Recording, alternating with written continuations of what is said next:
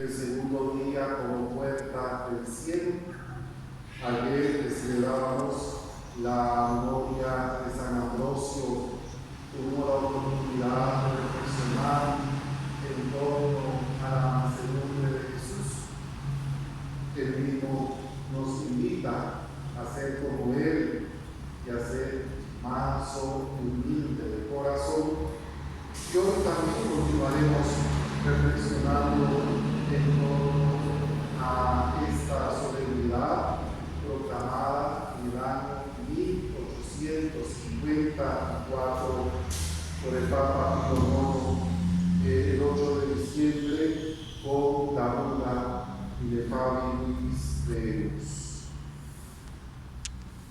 Y vamos a ver, a modo de catequesis, también para que ustedes vayan respondiendo cada quien individual, qué es lo que hoy estamos celebrando con la Inmaculada Concepción de la Santísima Virgen María. Pues bien, la primera pregunta: ¿a qué se refiere la Inmaculada Concepción? Pensemos un momentito.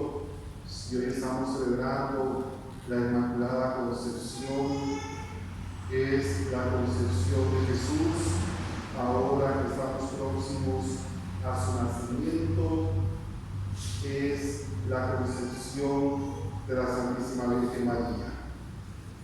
Cuando sus papás, San Joaquín y Santa Ana, se unían en el lecho nupcial para entonces poder procrear a la Virgen María. Nos referimos a la Virgen María. Hoy estamos celebrando el momento preciso de la concepción de la Santísima Virgen María, cuando aquel óvulo fue fecundado, el óvulo de Santa Ana fue fecundado, y en la Iglesia creemos que en el momento preciso de esa fecundación se crea el alma humana. El alma humana no es preexistente. Dios no tiene 1.000 millones de almas humanas en una bodega esperando para irlas tirando aquí a la tierra, sino que cada alma humana se crea en el momento mismo de la concepción. Y allí entonces creemos en la vida, incluso a partir de ese microsegundo, cuando aquello todavía, aquel óvulo todavía es un conjunto de células que se empiezan a multiplicar. Allí reconocemos que ya hay un ser humano. Por eso tenemos que defender la vida desde el momento mismo de la concepción. Lo que sucede es que cuando cualquier alma es criada en el momento de la concepción, la de los seres humanos en general, a partir de ese momento, por nuestra naturaleza humana, acarreamos el pecado original, el que se nos borra el día de nuestro bautismo. Y estamos siempre sometidos a la concupiscencia, al pecado y a la tentación. Somos tentados a diario, caemos en la tentación, somos pecadores. En el caso de la Virgen se dice Inmaculada Concepción, porque ella en ese preciso segundo fue preservada de todo pecado, de toda concupiscencia y de toda tentación. Quiere decir que la Santísima Virgen María nunca fue tentada por el diablo. En ella todo era gracia, la llena de gracia. Y recordemos lo que los santos padres nos dicen al respecto. Así como es el agua al océano, que lo inunda completamente, así son las gracias en la Santísima Virgen María.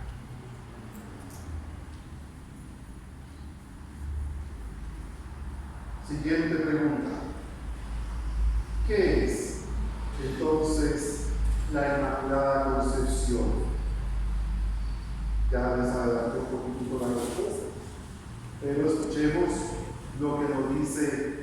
Catecismo de la Iglesia Católica.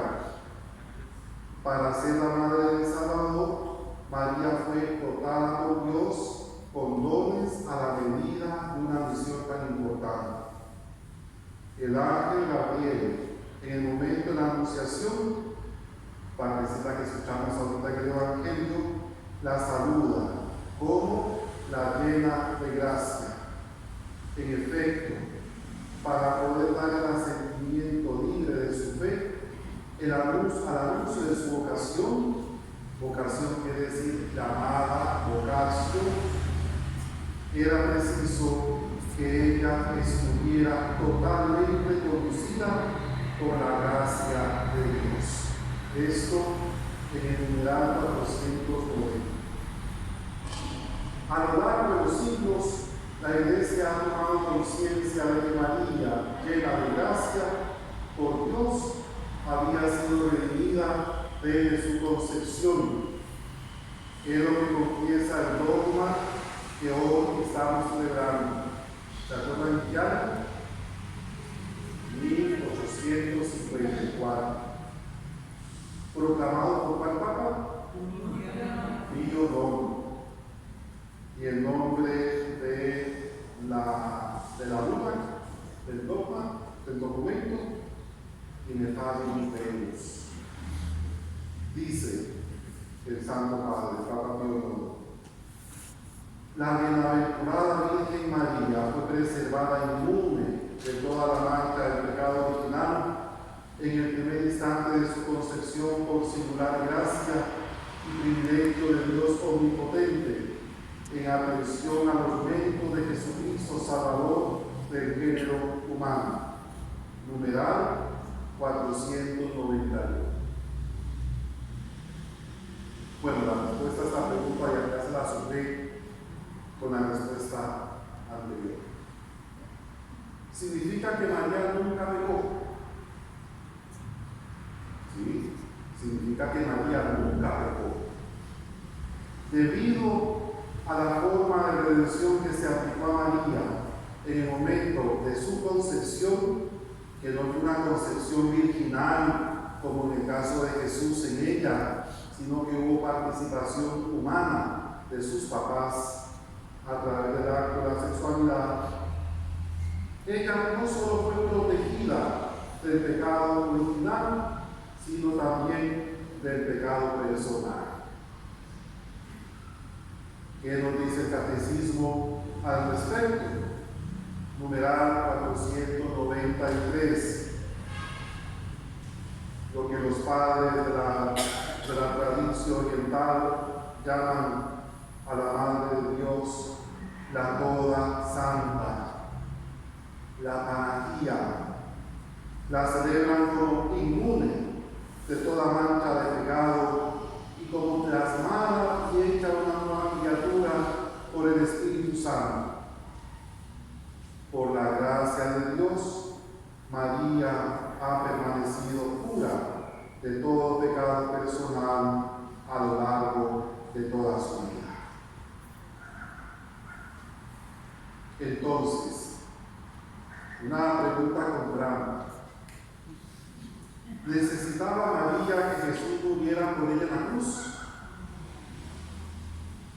Pues no, porque Cristo murió en la cruz para salvarnos a nosotros pecadores, pero ella nunca tuvo pecado, porque ella, en cierto modo o en mucho modo, es reflejo de lo que Dios hizo al inicio de todos nosotros, con la salvedad de que cuando Dios nos crió, estos significados en los personajes de Adán y Eva, pues ellos sí fueron tentados y cayeron en la tentación. Fue tanto responsabilidad de Adán como de Eva. En el caso de María, el diablo ni siquiera se molestó en tentarla nunca. A diferencia de Jesús, verdadero Dios y verdadero hombre. Como verdadero Dios, por su propia naturaleza, no podía caer en el pecado, pero por ser verdadero hombre, Cristo entonces fue tentado de nosotros. María, que fue concebida inmaculadamente como parte de su ser, la llena de gracia, y así redimida en el momento de su concepción por una gracia singular y un privilegio del Todopoderoso, la voluntad del Papa, tal como lo explica el Catecismo en el número 492.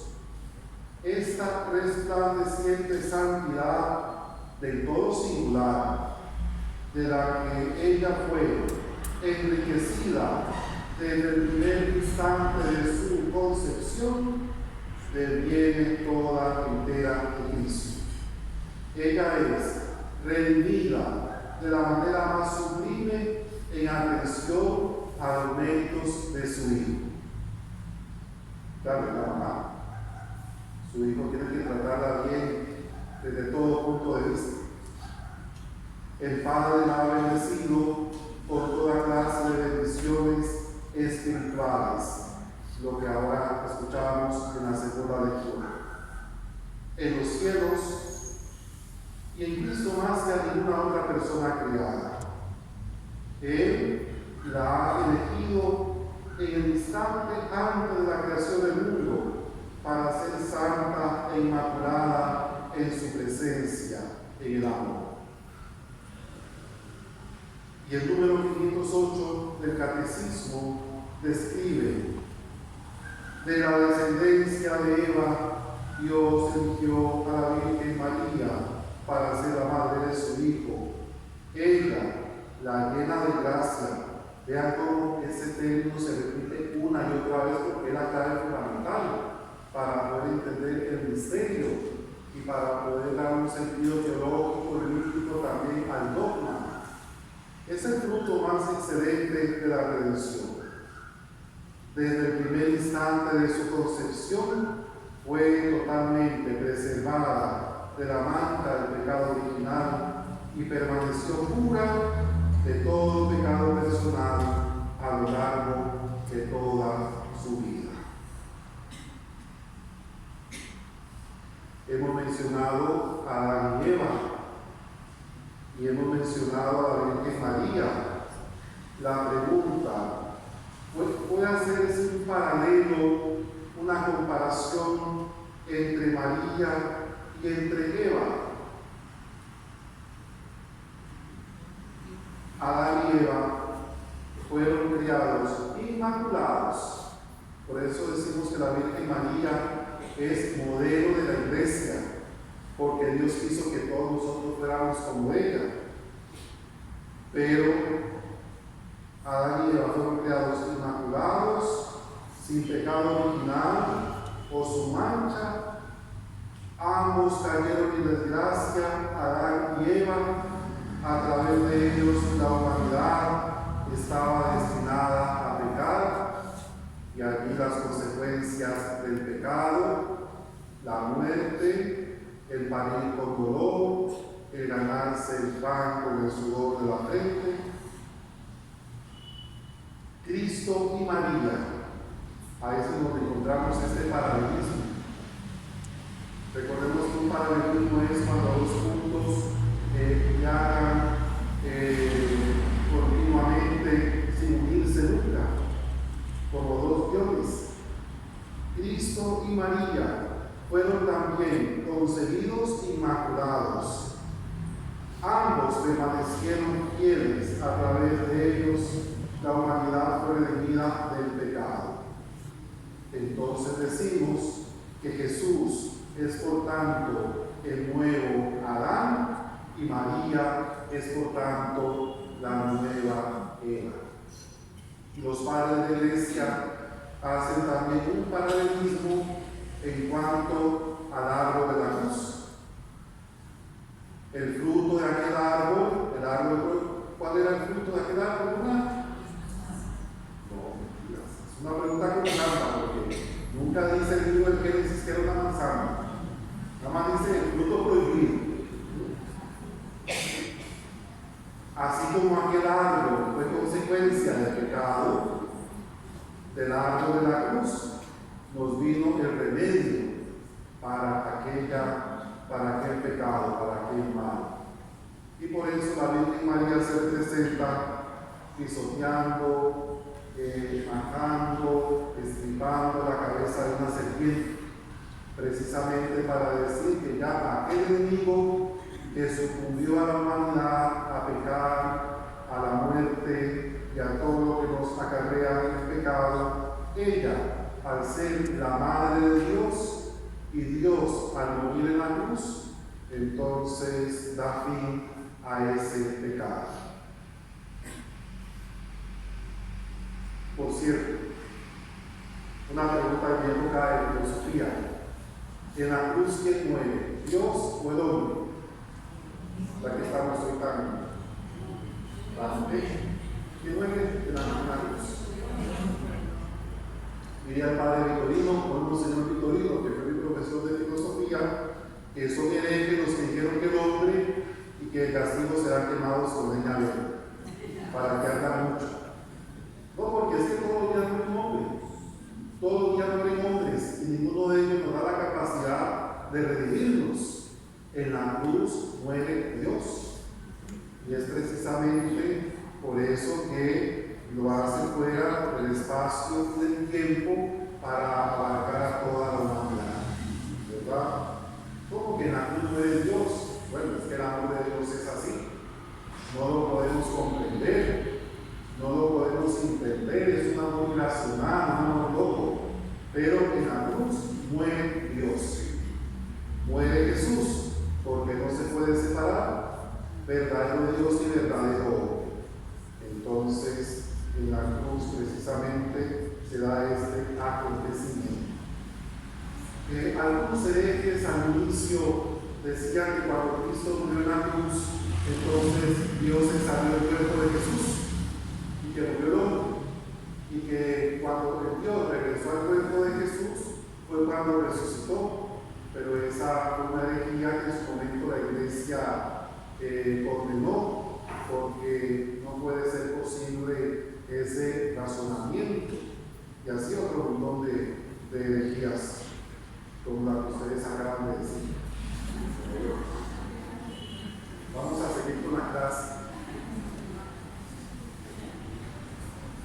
Otra preguntita: ¿cómo se hace María un ícono de nuestro destino, una figura?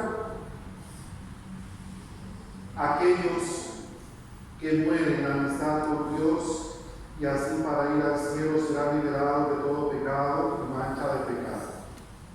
Seremos así todos vueltos inmaculados. O sea, la palabra inmaculados viene del latín immaculatus, que significa intachable, sin mancha ni arruga. Seremos inmaculados si permanecemos fieles a Dios. Incluso en esta vida, Dios nos purifica y prepara en santidad. Si morimos en su amistad, pero imperfectamente purificados, Él nos purificará en el purgatorio y nos volverá inmaculados. Al dar a María esta gracia desde el primer momento de su concepción, Dios nos muestra una imagen de nuestro propio destino. Dijimos que María es imagen de lo que Dios quiso de nosotros. En ella nos reflejamos nosotros, como cuando Dios creó a Adán y Eva inmaculados, y en ella también vemos la suerte de la iglesia futura. Ella es anticipo. Esta palabra es muy importante de nuestra experiencia con la iglesia. Somos pecadores, pero cuando seamos purificados en el purgatorio, seremos inmaculados, seremos intachables, sin mancha ni arruga, y entonces seremos como la Santísima Virgen María. En palabras de San Juan Pablo II podemos decir que María, al lado de su Hijo, es la imagen más perfecta de la libertad y de la liberación de la humanidad y del cosmos. La Iglesia debe mirar hacia ella, madre y modelo, para comprender en su integridad el sentido de su misión. Fijémonos, por tanto, nuestra mirada en María, ícono de la Iglesia peregrina en el desierto de la historia, pero orientada a la meta gloriosa de la Jerusalén celestial, donde resplandecerá como esposa del Cordero Cristo Jesús. Otra preguntita. Y esta pregunta vale el 70% del examen. Bien, hermanos, ¿era necesario para Dios que María fuera inmaculada desde el momento de su concepción para que pudiera ser la madre de Jesús? ¿Era necesario? Otro se ve en postura. Pues no era necesario. Esta canción que me gusta tanto, que cantamos en el seminario, una canción mariana que decía: pudo nacer de una flor o de un lirio o del sol al amanecer, Jesús, ¿verdad? Pero Cristo prefirió nacer de una mujer, figura mujer, que quiso nacer de una mujer. Pues en el caso de esta pregunta, no era necesario que para que naciera Jesús, María fuese inmaculada desde su concepción. Y es que la Iglesia solo habla de la inmaculada concepción como algo que era apropiado, algo que hizo de María una morada apropiada, es decir, una vivienda adecuada para el Hijo de Dios y no algo que era necesario. Y allí encontramos nosotros entonces la clave de esta respuesta. Por eso, hermanos, nosotros nos tenemos que sentir tan orgullosos de nuestra fe, porque todo esto va de oro. La enseñanza de los padres de la Iglesia, del magisterio, de la tradición, pero la tradición con T mayúscula, no tradiciones ahí de tamales, sino comen Navidad. Esas tradiciones son pequeñitas, pueden desaparecer. La tradición de la Iglesia es con T mayúscula, o sea, es una tradición que viene inmaculada, intachable, perpetua, sin cambio desde época de los apóstoles. Y cuando nosotros como católicos profesamos todos estos misterios, no lo hacemos a la ligera. No fue porque un papa se lo ocurrió, a Pío no fue porque un padre se lo ocurrió, sino que ya ha habido toda una disciplina, una teología dogmática, bíblica. En el caso de la Santísima Virgen, la disciplina teológica se llama Mariología, para poder concebir, intentar comprender, intentar vivir todos estos misterios. No creemos a tontas y a locas, o sea, porque sí, porque es que es el 8 de diciembre y toca, y la Inmaculada Concepción, pues que detrás de esto hay toda una estructura intelectual, filosófica, teológica, metafísica, que precisamente nos hace ir descubriendo el misterio. Por ejemplo, los padres de la Iglesia afirmaron que la misma Santísima Virgen fue proclamada limpia de toda marca de pecado, libre de toda mácula de cuerpo, alma y entendimiento, y que siempre estuvo con Dios y unida con Él, con eterna alianza, y que nunca estuvo en las tinieblas, sino en la luz, y de consiguiente fue la optísima morada para Cristo, no por disposición corporal, sino por la gracia original. Pues no caía bien que aquel objeto de elección fuese atacado de la universal miseria, diferenciándose inmensamente de los demás, participó de la naturaleza, no de la culpa, más bien aún, mucho convenía que como el unigénito tuvo Padre en el cielo, a que los serafines ensalzan por santísimo, tuviese también la tierra madre, que no hubiera jamás sufrido mengua en el brillo de su santidad.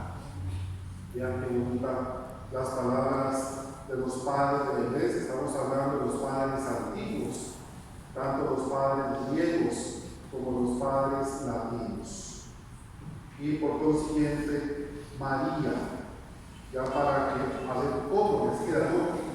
María entonces, por su propia naturaleza, por ser la llena de gracia en el cielo, está por encima de todo ser creado por Dios, incluyendo serafines, querubines, potestades, tronos, jerarquías.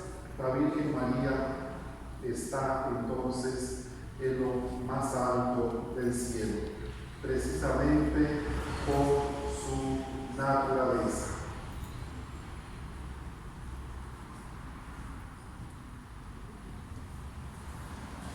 Todo esto parecía que estaba preparado. Así estudiaba en el seminario, no crean. Hacía todo un honor.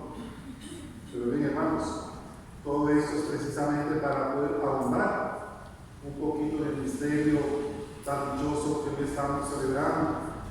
Y no olvidemos nunca que cuando cantemos las glorias de María, como dice una canción por ahí, también estamos cantando las glorias que algún día todos nosotros poseeremos en el reino de los cielos que asisten. Amén.